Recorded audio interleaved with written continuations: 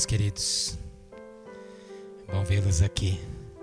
Graças a Deus, aos poucos vai tudo voltando, né? E que volte mesmo, né? Eu aprendi há muito tempo atrás que cristianismo é relacionamento. E aí nós tentamos construir a vida cristã sem estar com os irmãos, é tão difícil, né? E esse espaço agora que Deus nos deu para darmos um primeiro passo, né? De estarmos aqui às quartas-feiras presenciais, né? Para a gente poder estar junto e receber desse ambiente profético de Deus. Quando Deus colocou a série Vencer ou Vencer, não tenho dúvida que Deus tem algo para te entregar, porque você é um vitorioso, amém?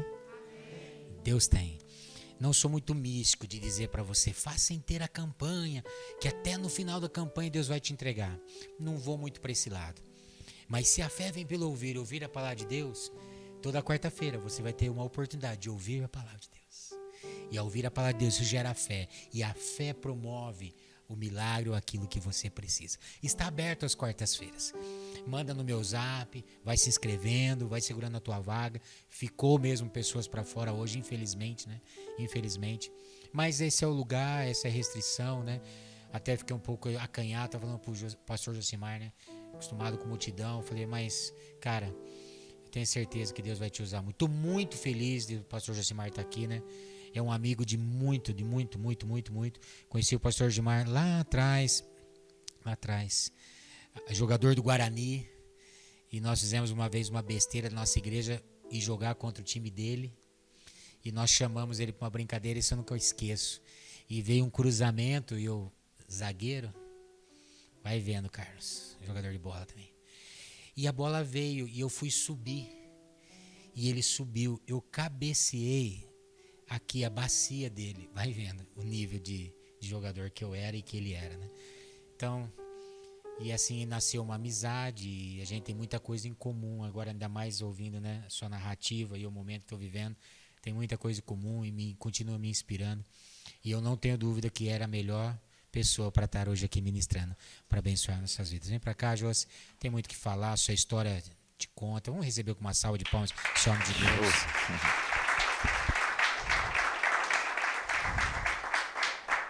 Posso orar? Pode, à vontade. Opa, já saiu a voz já. Liguei aqui. Você pode estender suas mãos para cá, vamos abençoar a vida desse homem. Pai, na realidade a oração é por nós também. Que o nosso coração seja preparado nesse exato momento para receber a boa semente. Uma boa semente que virá de ti através de alguém e hoje será através da vida desse grande homem. E que estejamos abertos, e já estamos, Senhor, abertos para receber de ti aquilo que o Senhor tem para nós. E enquanto esse teu filho amado estiver trabalhando para o reino aqui, nos abençoando, que o Senhor cuide da sua esposa, das suas filhas, que o Senhor cuide, Senhor, da sua casa, da família da fé, desse grande ministério que nasceu recentemente no Brasil e que o Senhor possa estar usando ele tremendamente. Tome esse lugar, Senhor, as nossas vidas, em nome de Jesus. Amém. Amém. Obrigado, mano. Boa noite, queridos. Graça e paz, amém? Privilégio estar aqui hoje à noite. Conheço o príncipe aí faz um bom tempo. Naquele dia ele quis montar uma seleção para derrubar a gente. Ele só não contou essa verdade, né? Só que a gente já era uma seleção, né? Tinha o Silas que jogava no São Paulo, eu e vários outros atletas, e ele tomou um sacode. E aí ele à noite não conseguiu nem tocar aquela flauta que você tocava, eu lembro. Não conseguiu louvar, perdeu a força do louvor aquele dia, o amado. Né? Aquele dia ele ficou na amargura terrível, mas Jesus teve piedade, né?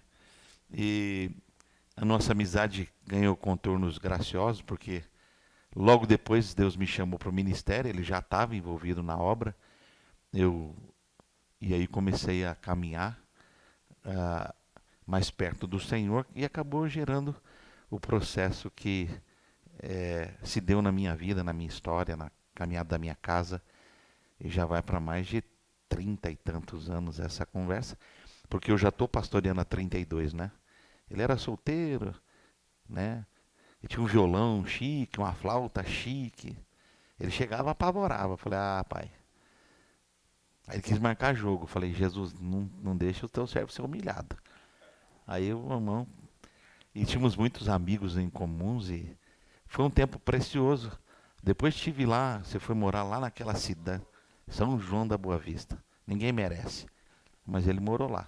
O dia que ele saiu de lá, metade da população foi embora. Aí vim para Santa Bárbara de volta. Comi na casa do sogro dele faz muito tempo, tinha recém-casado, eu acho que só tinha o mais velho, né? Só tinha ele.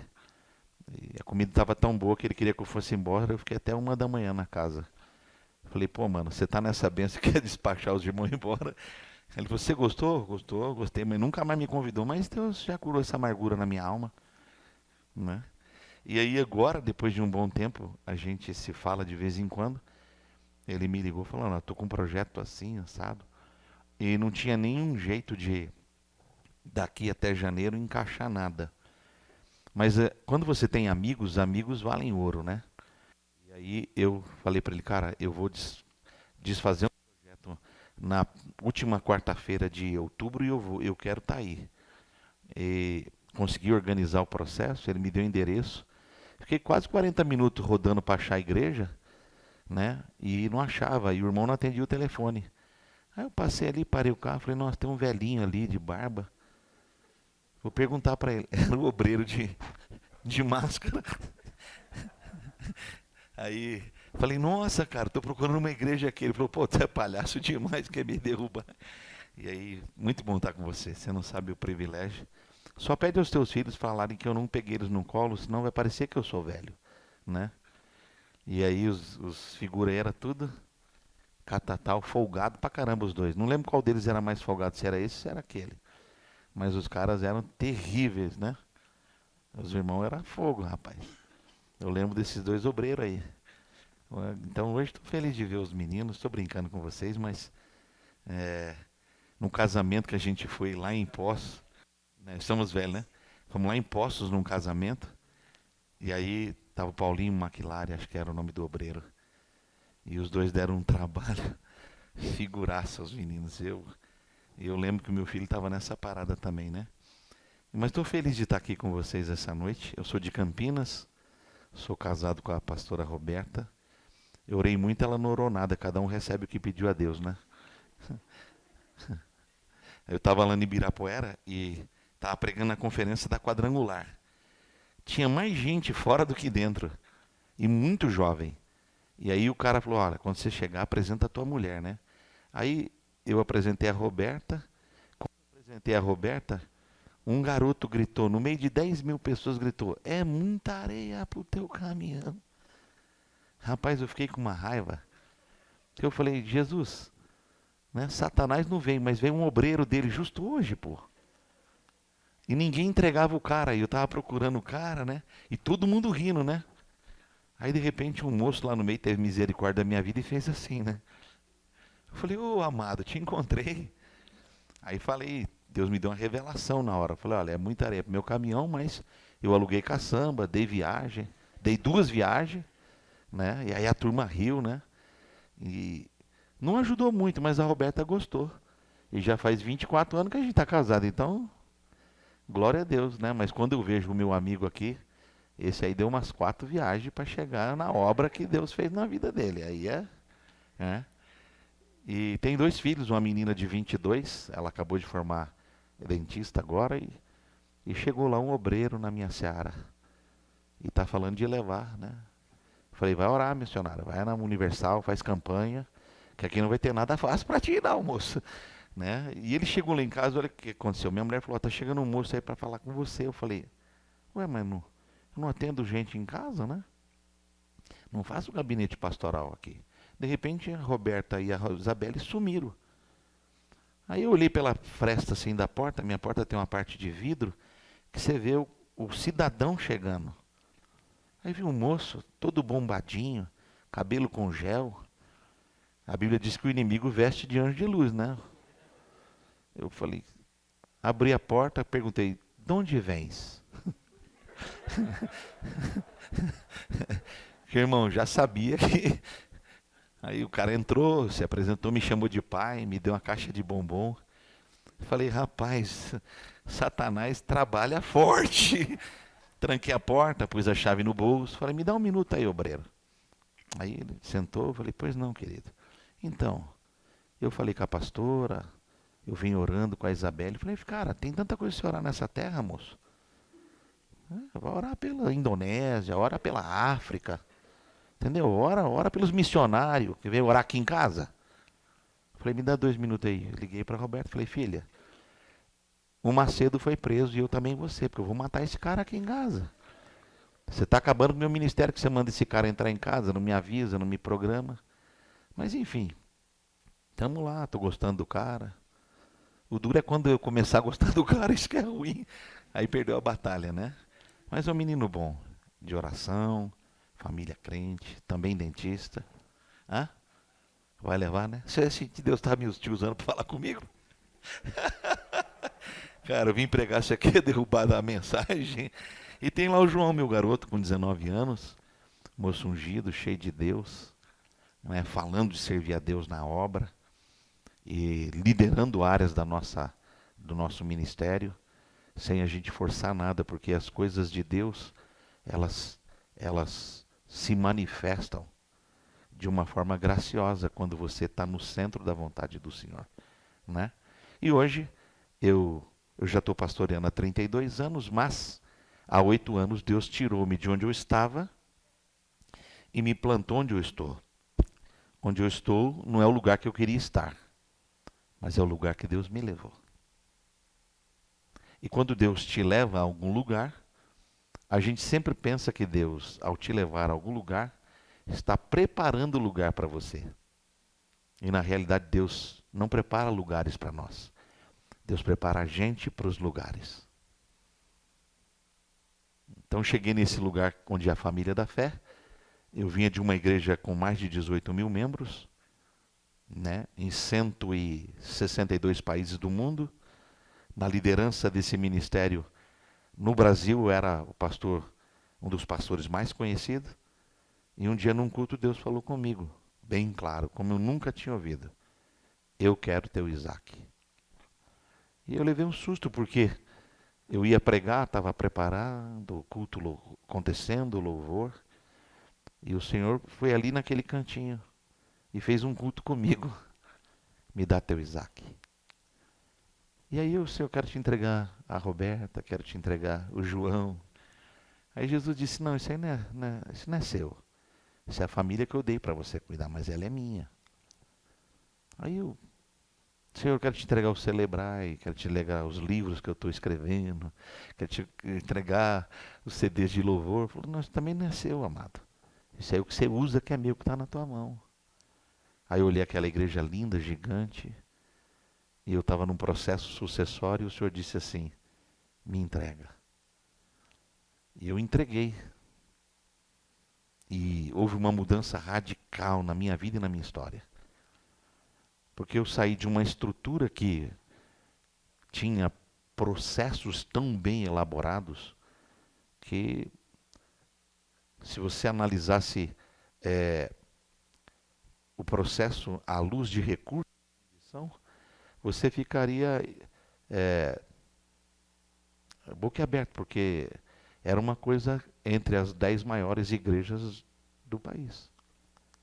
E Deus me levou para pastorear um lugar que não tinha nome, tinha 60 pessoas, uma dívida de 600 mil reais. E o mais novo nesse rebanho tinha perto de 80, 90. Não tinha som, uma bateria de criança emprestada.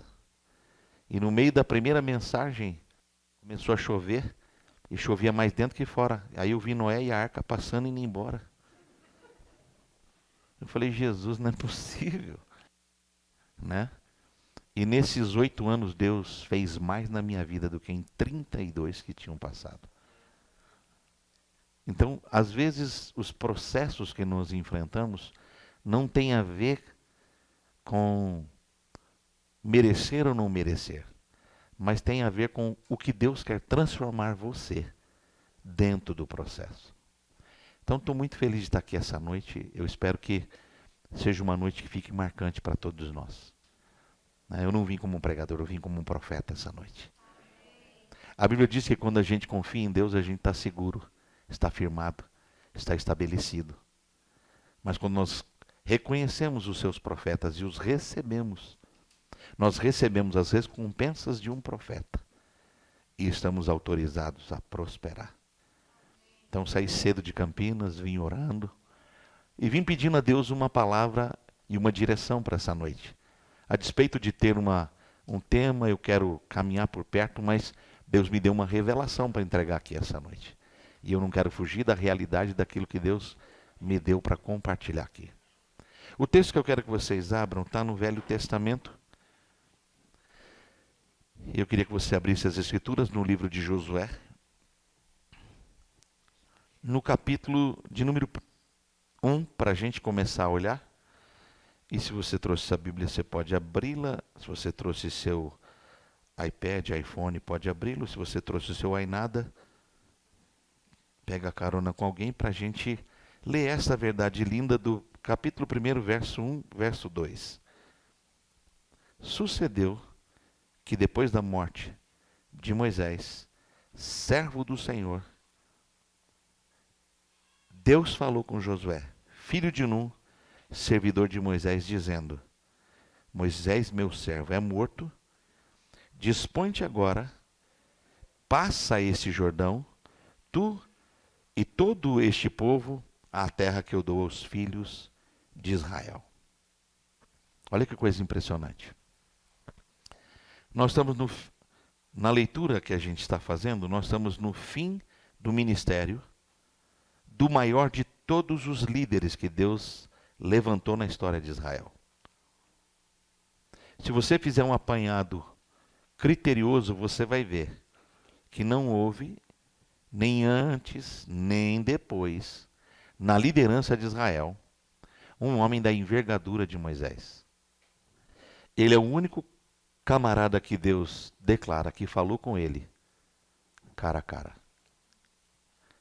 Ele é o único cara que Deus tomou e sentou com ele e pegou seu dedo e começou a escrever na pedra, e ele viu. Quando você vai para o original, você vai notar, e as traduções para o português, elas empobrecem a riqueza de uma palavra. E às vezes na tradução, para se adaptar à grandeza da revelação, se aproxima do descrito. Mas em tese, Deus falou e com ele escreveu. E Moisés teve essa intimidade tão gloriosa da presença de Deus, que quando você lê na trajetória da comunhão de Deus com Moisés, ele recebeu tanto da glória de Deus que ele teve que pôr um tecido sobre o rosto, porque a glória que ele tinha recebido ofuscava as pessoas de olhar para ele. Agora, a Bíblia diz que a glória que ele recebeu era uma glória que se desvanecia, porque ela era emanada do Senhor para ele. Então, quando você chega ao fim do ciclo do ministério de Moisés, você percebe que ele encerrou, mas não encerrou no grau que ele deveria. Por quê? Por 3 vezes Moisés esteve com Israel em lugares que foi necessária uma movimentação no deserto que manifestava a graça de Deus. Por exemplo, lá em Mara, saindo de Sitim, a Bíblia diz que Israel parou no lugar que as águas eram amargas. E a congregação ficou enfurecida, por quê? Estavam no lugar e não podiam alimentar-se, porque a água era amarga. Ele pegou um pedaço de madeira, jogou na água, como a Bíblia diz, e a água ficou doce, a água foi curada. Por isso as águas de Mara se tornaram doces, porque o Senhor curou as águas. Só que quando ele saiu, cruzando, sentido Mar Vermelho para o deserto, Israel também passou no lugar onde não tinha água. E Deus disse a Moisés: eu quero que você fira a rocha. Eu quero que você bata na rocha, porque da rocha vai brotar água. Você sabe que há sempre uma linguagem simbólica nas manifestações. A rocha simboliza a pessoa de Jesus.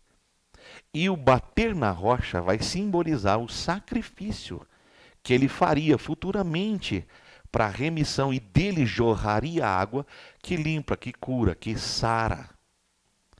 Mas lá em Cádiz, anos à frente, a Bíblia vai dizer que ele chegou no lugar e Deus disse que o povo queria beber água e não tinha água. E o Senhor falou assim: eu já te dei várias experiências, mas a próxima experiência você santifica o meu nome. Eu quero que você fale a rocha. Eu te dei autoridade para bater e acontecer, eu te dei autoridade para jogar a madeira e acontecer, mas a autoridade que eu estou te dando agora é: santifica o meu nome, e vai lá na rocha e diz: flua de você a água para saciar o povo. Ele estava tão perturbado pelo processo da liderança que oprimia a movimentação dele, e a incredulidade no ambiente, e a murmuração tão latente, que ele não falou a rocha. Ele pegou o cajado e por 2 vezes ele feriu a rocha. Verteu água, todo mundo saciou, mas o Senhor disse para ele: você não vai entrar na terra. Você vai ver. Você vai observar de longe. E você vai ungir Josué, em quem há espírito de sabedoria e o meu espírito age. Ele vai te substituir e ele vai conquistar a terra. Você vai ver, mas não vai entrar. Você vai perceber, mas não vai chegar. E quando chega um momento precioso de findar a jornada de Moisés, você vai ver no capítulo final do livro de Deuteronômio que a visão dele não embaçou, a voz não se perdeu, o vigor ainda era de um moço, mesmo sendo velho e tendo 120 anos. Mas ele não entrou. Ele põe as mãos sobre Josué, ele comissiona, envia Josué de encontro à terra prometida. Agora que coisa linda. Ele morre, mas a obra continua. Ele para, mas a obra não para. Ele não está, mas Deus está. Ele não vai, mas Deus vai. Tem coisas nas nossas vidas que a gente começa a cotizar de uma forma equivocada. Ah, mas eu tinha um templo. Ah, mas eu tinha um rebanho. Ah, mas todo mundo me chamava. Ah, mas eu fazia. Existem momentos na vida que Deus permite que coisas preciosas sejam tiradas. Não é para testar nossa fé, mas para manifestar a graça dele na nossa vida. E lembre-se, deserto nunca foi o lugar que Deus quis que a gente ficasse. Você pode passar pelo deserto, mas o deserto nunca será sua morada. O deserto nunca será sua casa. O deserto nunca será o lugar que você ficará. Então, quando Moisés morre, a obra continua. Quando Moisés para, a obra continua. Quando Moisés não vai, Deus vai. E o que é mais lindo? O texto vai dizer que quando Moisés morreu, Deus parou de falar com Moisés e começou a falar com Josué. Então tem coisa na minha vida e na sua vida que Deus vai fazer assim, ó, é hora de suprimir. Deus suprime uma coisa não para o nosso malefício, mas para a nossa manifestação nele, para a proximidade da revelação dele na nossa vida. Você vai ver no texto Deus dizendo: então o Senhor falou, agora não com Moisés, mas com Josué. Nesses dias Deus vai falar claramente com a gente. Agora, quando Deus fala, é imperativo o que Deus deseja fazer. Olha o que Deus diz assim: como eu fui com, como eu estive com, como eu fiz lá, farei com você. Aí Deus diz uma coisa interessante, está aí no verso 2. Tenha muita disposição e passe o Jordão. É uma ordem tão imperativa que Deus não deu segunda opção. Ele poderia ter dito: desce, embaixo a água fica mais rala, desvia, constrói ponte. Não. Você está diante do maior desafio e eu quero que você cruze esse desafio. Eu quero que você passe esse desafio. Eu quero que você vá para cima desse desafio. Quando você buscar uma tradução mais profunda da palavra Jordão, ela tem um sentido bem literal. Jordão é aquele que puxa você para baixo. Jordão é aquele que arrasta você. Então Deus está dizendo assim, aí, vocês vão chegar no lugar que puxa vocês para fora, que tira vocês do foco, que impede vocês de chegar do lado de lá. Mas eu quero que vocês tenham disposição e antes de qualquer coisa, cruze ele. Aí Deus faz promessas interessantes e entregantes no capítulo 1. Ele diz assim, onde você colocar a planta do seu pé, onde você pôr a mão, onde você for, do Líbano ao... eu te dou, eu faço, ser forte, ser corajoso. Por 3 vezes seja forte, seja corajoso, eu não te mandei, te esforça, vai. Agora, quando você caminha no texto, você vai ver uma coisa intrigante. Capítulo 3. Eu vou começar a pregar agora. Moisés se levantou de madrugada, ele e todos os filhos de Israel, partiram de Setim e vieram até o Jordão para cruzá-lo. Aí o texto diz assim, e Deus disse, parem aí. Veja, quando Deus visitou Josué, Deus disse para ele, cruza, avança, passa. Quando ele levantou para ir, Deus disse assim, para aí. E a minha pergunta é, se eu tenho uma direção de Deus, se Deus pediu para eu passar, eu avançar, eu conquistar, eu fazer, eu abrir a porta e entrar, porque quando eu vou, Deus diz assim, pare. É antagônico. Não coaduna. Não faz sentido. Agora, por que Deus faz antes de eu parar? Porque para você entrar no que Deus quer que você entre, você tem coisas primeiro para fazer consigo, que são mais importantes do que entender a visão, a mensagem e o objetivo. Olha o texto, verso 3. Ele reuniu a liderança e falou para a galera, se não pôr a casa em ordem, não chega lá. Se não arrumar a vida, não pode receber. Se não passar de forma organizada, planejada, preparada, resultado ruim lá. Não tem jeito de você estar numa estrutura com 40 cadeiras e não organizar o processo. Porque se você não organizar com 40, não vai organizar com 400. E às vezes Deus é ciumento de nós. Se um processo te chama mais do que Deus, Deus mata o processo para não perder você. Eu amava mais uma coisa e não percebi que amava mais ela do que Deus. Então Deus disse assim, eu mato a coisa para não perder você. Porque se eu te perder, tenho que te matar. Aí Deus vem e para a gente. Olha o que Deus fez conosco em 2020. Entrada de uma década. A melhor década da nossa vida, Deus vem e para a gente. Por que Deus nos parou? Para não nos perder para o processo. As coisas estão tão rápidas nesse mundo louco que a gente vive, que a gente hoje já não tem mais tempo para Ele. Porque as nossas coisas estão tomando o lugar dele. Você tem que ter sucesso, você tem que ter seguidor, você tem que ser bom, você tem que ser famoso, você tem que ter dinheiro, você tem direito aos Estados Unidos, você tem direito a ter uma segunda cidadania, você tem direito de descansar do seu trabalho vultuoso. Você não chegou aí por acaso, você começou lá como o último carimbador da empresa e é o vice-presidente. Aí você tem tudo e não tem ele.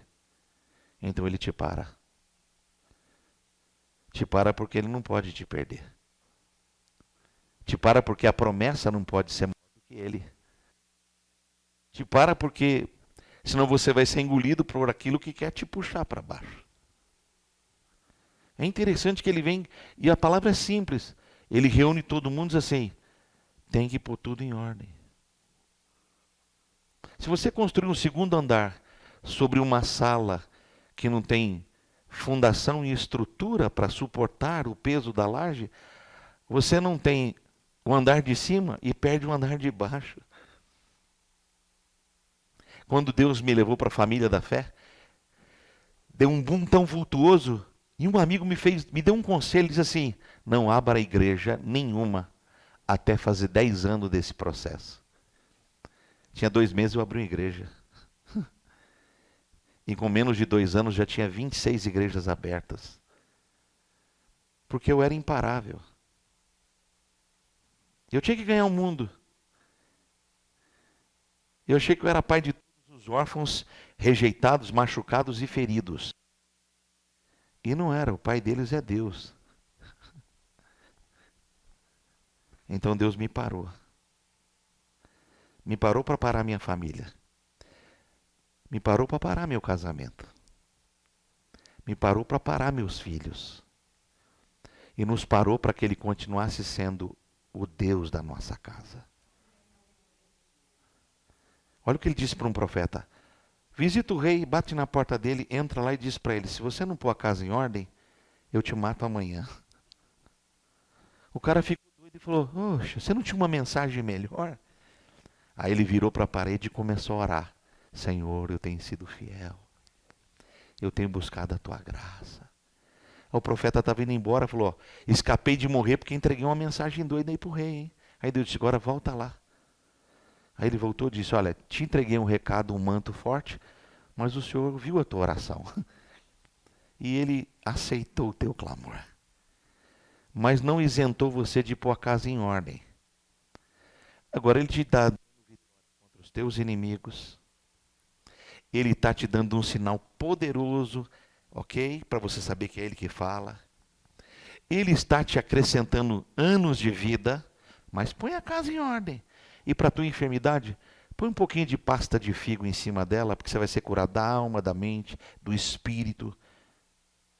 Porque Ele pôs as coisas no lugar. Dá uma olhada na tua agenda, vê onde é que Deus entra. Talvez Ele entre só domingo à tarde.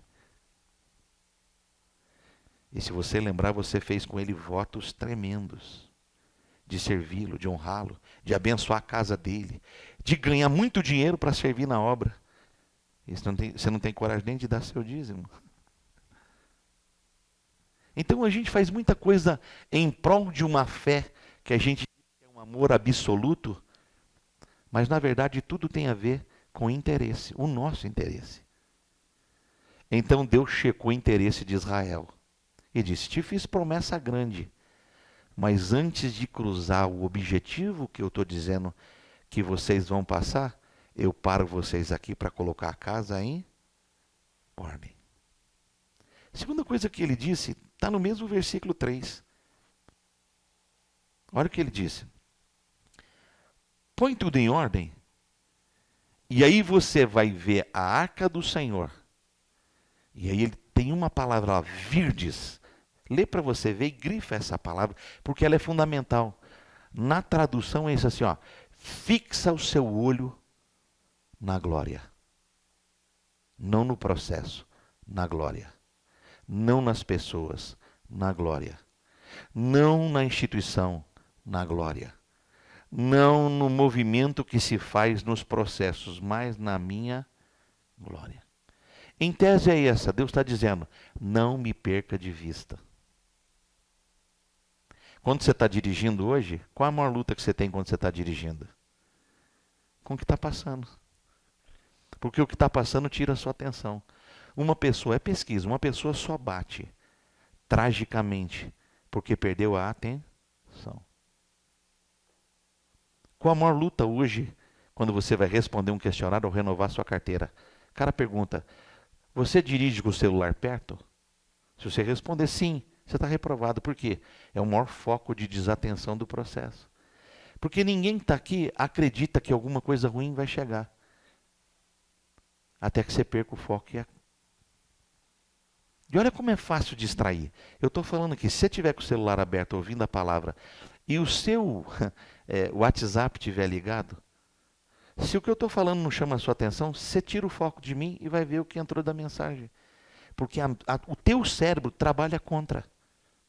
Você não sabe, mas do período que você tem a visão funcionando, ok? Você sabe que de um dia de 24 horas, se você tirar 8 horas para o seu descanso, em que você fecha os olhos em tese e dorme, você tem um restante de horas que os seus olhos funcionam e você enxerga. Desse tempo que você enxerga, 4 horas você é cego e não sabe. Por que você é cego? Porque o seu cérebro manda uma informação para os teus olhos que ele está vendo. Ele não está vendo, ele só está percebendo. Porque quando você vê, você nota o detalhe. E é perigoso você entrar numa sala dessa e não perceber os detalhes. Porque você não está vendo. E Deus está dizendo para Israel, fixa seus olhos em mim. Não me perca de vista. Faça o que você tiver que fazer, mas o seu foco é a minha presença, é a minha glória. Olha o que ele está dizendo, não perca de vista a arca da aliança. Quando você está focado numa coisa, o cara pode falar assim, cara, não vai dar certo. Você fala, não vai. Cara, vai dar ruim. Você fala, não vai. Por quê? Você está focado. Quando você vai falar de liderança, a maioria dos processos que envolvem liderança vai tocar na tecla do quê? Foco. Porque foco é uma coisa que concentra poder, concentra. Agora a vida nos distrai, os processos nos distraem. Olha Deus falando com Pedro, não perca o foco, porque Satanás pediu para cirandar você. Aí ele foi aonde? Sentar em fogo estranho, perdeu o foco. O cara perguntou, você não pregava lá no ministério? Nunca vi. O outro falou assim, mas você fala igual. Não, não sou eu, pelo amor de Deus, eu nem vi esse homem. Aí Jesus passa, ele está vendo. Vem a terceira bomba. Mas ele continua distraindo com os processos. Aí o galo canta, aí ele é trazido ao foco. Aí ele percebe que ele traiu. Por que ele traiu? Porque a percepção estava aberta. Ele deveria ter continuado focado, não se sentar em fogo estranho. Por que as pessoas se magoam com obra, igreja? Porque o foco deixa de ser a arca e passa a ser os processos. Tem que ser grande, tem que dar resultado, tem que ter escolinha. Sabe, eu tenho descoberto que os tempos mais preciosos da minha vida foram os tempos que eu não tinha nada. Eu não tinha ouro, eu não tinha prata. Mas o que eu tinha, podia compartilhar. Ele está dizendo assim, põe tudo em ordem. E não perca de vista o essencial. E aí ele fecha o processo, verso 5. E diz assim, e acima de tudo, santifica. Anda na pureza. Anda de forma que o seu coração, ao deitar no travesseiro sua cabeça, traga-lhes a sua memória que você andou diante de Deus e dos homens com a alma limpa, com a alma pura. Esse é um tempo em que as pessoas se tornaram jogadoras. Se é conveniente e bom, estamos. Se não é, bye bye. Beijinho, beijinho e fui. Se me interessa, estou dentro. Se não me interessa, Deus abençoe. Se é do jeito que eu quero, estou dentro. Se não é do jeito que eu quero, estou fora. Esse não é o verdadeiro evangelho. O evangelho de Deus e o evangelho das Escrituras, ele é o poder de Deus para transformação da nossa natureza caída. E olha o que o Senhor diz assim para aquele povo. Eu mandei vocês cruzar, mas parei vocês antes. Porque se vocês cruzarem sem estar preparado, eu não posso fazer o que eu desejo. E o que eu desejo se perde. Então purifica. Purifica a alma. Você está com a alma azeda? Cara, faz um detox de alma. O senhor não sabe o que aconteceu comigo. Se eu começar a contar para vocês o que aconteceu comigo, isso aqui vai se tornar um rio, um mar de águas. Mas eu sempre me lembro dessa verdade da vida de José. Fim do processo, fim da caminhada, o pai morreu, sobrou aquela cambada de parente miserável na vida dele. Os caras continuam os mesmos, manipulando, mentindo, ponteiros que são de natureza. E aí os caras jogam com ele, ele fala assim: galera, para de jogar. O que eu me propus a fazer será feito. Vocês intentaram mal contra mim, mas Deus transformou todo esse processo em bênção na minha vida. Em outras palavras, não tem nada que quem quer que seja pode fazer e tentar que vai mudar o que Deus deseja fazer na minha vida.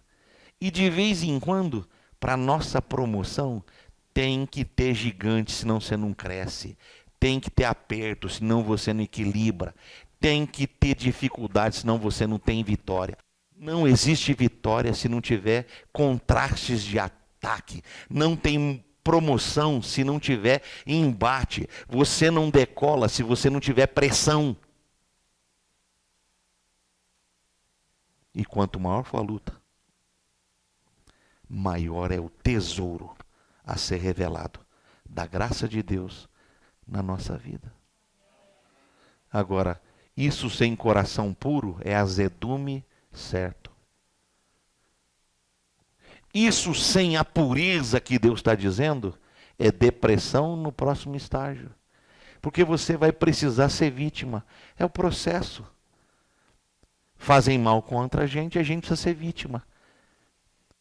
Fizeram comigo. Aí você vai estudar a história de José, que para mim é a história de todo ser humano. Nasce um filho, ele põe o nome do filho. Qual o nome do filho? Dá sentido à vida dele. Deus me fez esquecer todas as misérias que jogaram na minha vida.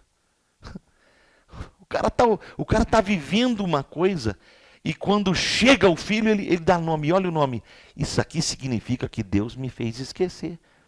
Sabe o que ele está dizendo? A graça é maior do que aquilo que fizeram comigo. Aí nasce outro filho e ele fala: Deus me fez esquecer da casa de meu pai e daquela cambada de pastor que eu andava, aqueles obreiros. Deus me fez prosperar no lugar da minha aflição. Isso é uma curada. Isso é uma bendita e graciosa. Agora, olha o que texto bonito e como fecha. Quando santifica, o que Deus faz. Veja, colocou a casa em ordem, fixou lá o processo, santificou. O texto diz assim: porque amanhã,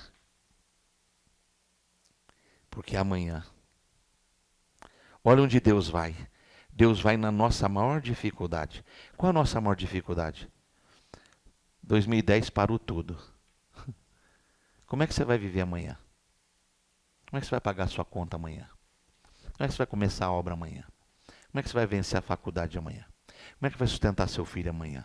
Nosso maior problema é o que está por vir. Aí Deus diz assim: e para o seu amanhã, eu farei maravilhas. Está aí no texto, porque amanhã o Senhor fará maravilhas aonde? No meio de vós. O que Deus está dizendo? Onde você for. O seu amanhã, ele está tão elaborado para mim, que onde eu te levar, na empresa, na faculdade, aqui, lá, eu farei maravilhas. Maravilhas. Eu farei maravilhas. Não sei se você pode olhar para alguém e dizer para ele: descansa quanto ao seu amanhã, porque Deus fará maravilhas. Agora, eu preciso ser realista com uma verdade. A maior dificuldade nossa é o amanhã. Agora, Deus nunca está no amanhã. Deus sempre está no hoje.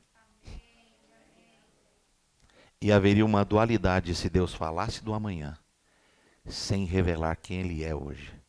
Olha o texto, verso 7.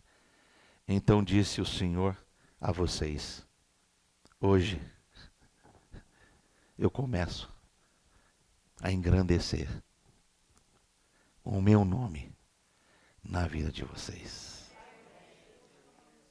As coisas de Deus são perfeitas, plenas, sublimes e, amados, para nós pode ser novo e expectativa de amanhã. Para Deus já é hoje. Você consegue entender essa parada doida? Você está tão preocupado como é que vai ser amanhã, como é que chegará lá, e Deus está assim, hoje. Para você é amanhã, para mim é hoje. Hoje eu começo a manifestar a minha glória na tua vida, a minha glória na tua casa, a minha glória nesse ministério, a minha glória na sua empresa, a minha glória diante dos teus, aleluia. E olha que coisa linda. O texto diz assim, verso 10. E é nisso que todo mundo vai saber que o Deus vivo está no meio de vocês. Quando ele começar a destruir os teus inimigos diante de vocês. Agora, grave o jogo da palavra para você entender. Quando você é parado por Deus, ou para onde Deus te parou, olha o verso 16. Deus faz o que vem contra você parar também. Está aí ou não? Grifa isso na Bíblia. Deus para o que vem de cima. Está lá ou não? Ó? Quando você para onde Deus te pede para parar, Deus vem e para aquilo que parece te engolir quando você está parado. Está aí ou não, amado? Quando você para onde parece não ser necessário parar, ou quando Deus te para no lugar que você deveria avançar, é porque na próxima movimentação, Deus vai parar o que é maior que você, o que contrapõe contra você, o que se armou contra você vai parar. E olha o que o texto diz, verso 17. E todo aquele povo cruzou o Jordão, não como eles pensaram que podiam cruzar, mas como Deus queria. E você vai cruzar esse ano. E vai entrar no próximo. E esse ano não será perdido nem parado. Mas será uma chave que abre o próximo. Que escancara o outro. E o texto diz assim, e eles passaram o Jordão. E olha para o pé deles. Nem lama teve. Nem embaraço teve. E ninguém escorregou. E ninguém caiu. E o que Deus disse a esse povo? E quando você passar pelo caminho que eu vou abrir lá, pega a pedra do caminho e põe na tua casa. Pega o testemunho do que Deus fez e marca a tua família. Pega o sinal da minha glória e estabelece um altar comigo.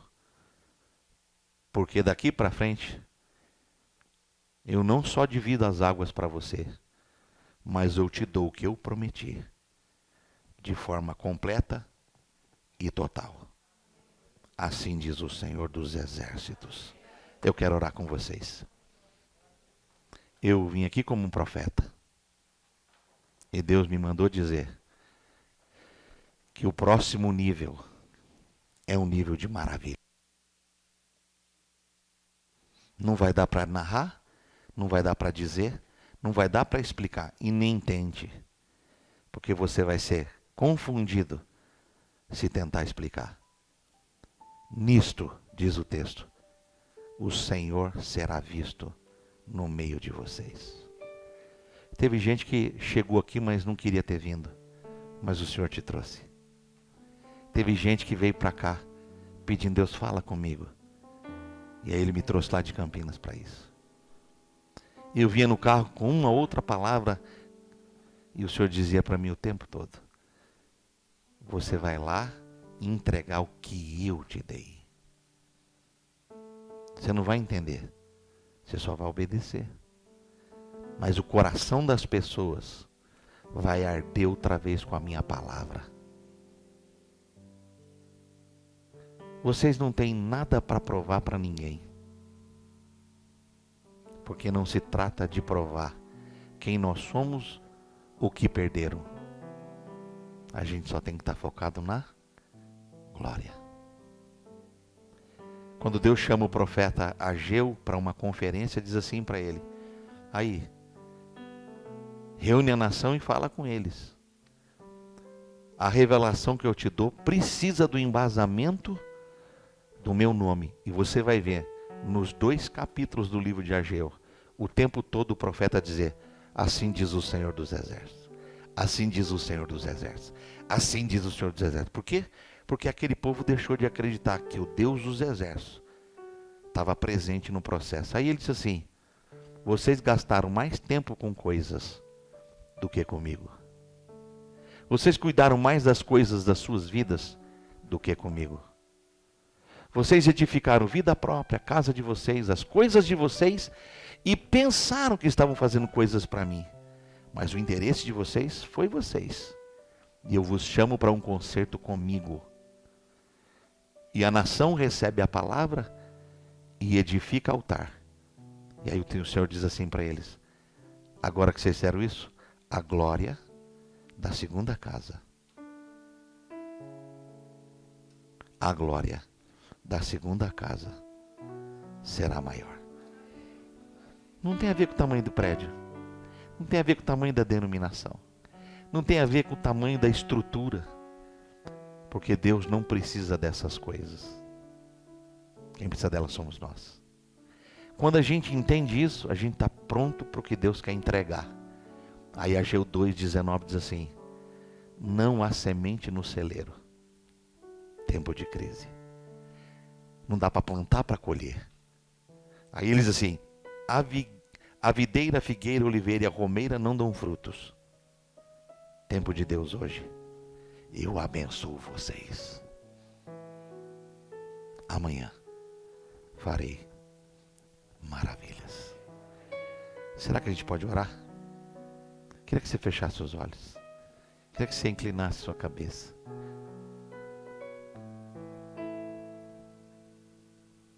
O mesmo Deus que falou com Ezequias está falando com a gente aqui. E essa palavra vai ser como pasta de figo aplicado nas nossas feridas. Vai ter tanta cura nesse lugar. De mente, de alma, de história. Você não nasceu para ser árvore seca. E talvez aonde você estava, você foi cortado ou cortada e caiu como uma árvore seca bem ao lado. Mas olha a promessa: ao cheiro das águas volta a brotar. Ao cheiro das águas volta a renascer, volta a reviver. Eu entrei aqui, o tempo hoje lá fora é um tempo gostoso, bonito, mas seco. Mas eu entrei aqui, quando estávamos de joelhos, eu senti cheiro de água. E eu posso profetizar como o profeta Elias declarou. E essa noite eu já ouço. Essa noite eu já escuto barulho de abundante chuva que está para ser derramada e cair. Eu não sei o que é que você precisa fazer essa noite. Mas se Deus te der uma direção, faça agora. Não sei se é ajoelhar, levantar. Não sei se é cantar um cântico, deitar no chão, correr, pular, dar uma oferta, entregar, ir embora. O que Deus mandar você fazer, faça agora. Porque o que você está fazendo, a atitude que você está tendo, vai ter a manifestação de Deus na sua vida.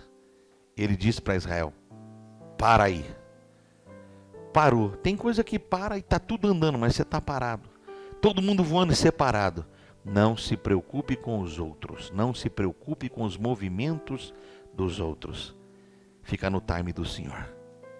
Fica debaixo da nuvem da glória. Fica debaixo da bênção do Eterno. Fica debaixo da orientação do Espírito. Porque veja, se Ele te parou, é porque tem coisa que Ele vai parar. Vai parar muita gente. vai parar muito ministério, vai parar muita porta, vai parar muita coisa grande que você viu vai deixar de existir. Por quê? Porque não parou o mandado do Senhor. Então o que vem de cima vai arrastar. Mas você pode ter essa perspectiva hoje.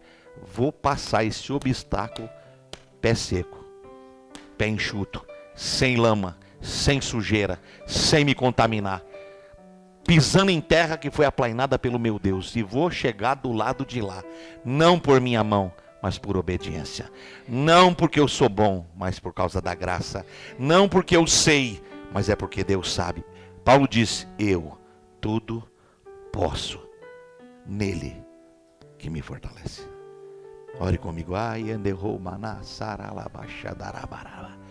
Deide arradorabachadarabaraba. Tem gente assistindo a gente agora. E a unção que está sendo liberada aqui, ela vai entrar nessa casa, nesse quarto, nessa família.